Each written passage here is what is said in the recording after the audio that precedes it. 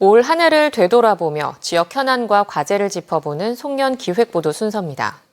오늘은 완전히 달라진 환경에 대처하면서 교실 수업 회복과 생존을 위한 고민이 깊은 교육 분야를 살펴봤습니다. 박은지 기자입니다.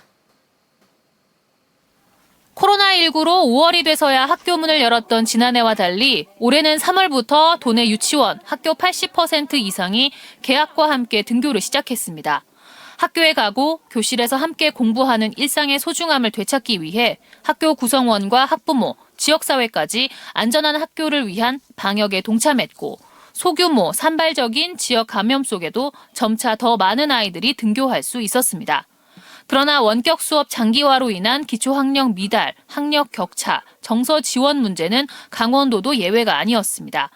강원도 교육연구원이 코로나 전후 강원도 내 중학생의 국어, 영어, 수학 과목의 내신 성적을 분석한 결과 모든 과목에서 중위권 비율이 하락하고 과목별 상위권 감소와 하위권의 증가로 학력 저하가 확인됐습니다.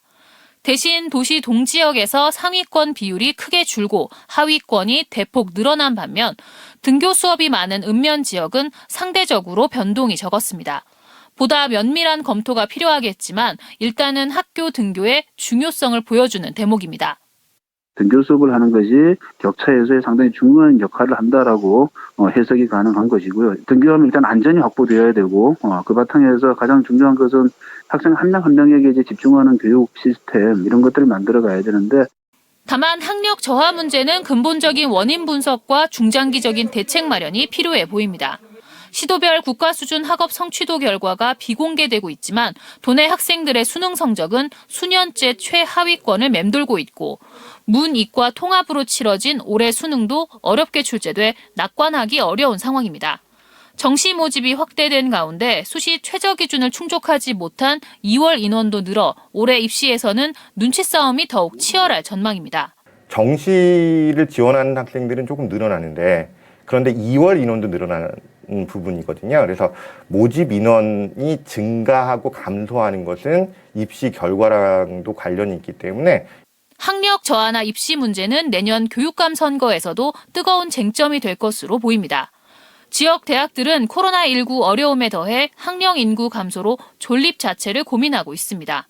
강릉 원주대와 강원대는 생존을 위해 연합대학을 추진하기로 했지만 구성원 반발에 속도를 내지 못하고 있습니다. 시설 공유라든가 교육과정 공유라든가 이런 측면에 대해서 그런 공통분모들을 많이 찾아가는 작업들을 지금 하자 그런 의미로만 서로 조율이 되어 있는 상황이에요. 사립대는 대학 기본 역량 진단에서 7곳이 탈락해 신입생 모집에 더 큰 어려움이 예상됩니다.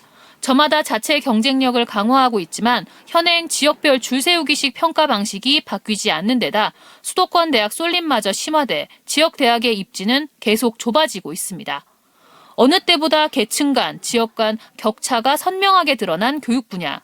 격차를 줄이고 고르게 인재를 양성하는 회복이 최대 화두가 되고 있습니다. MBC 뉴스 박은지입니다.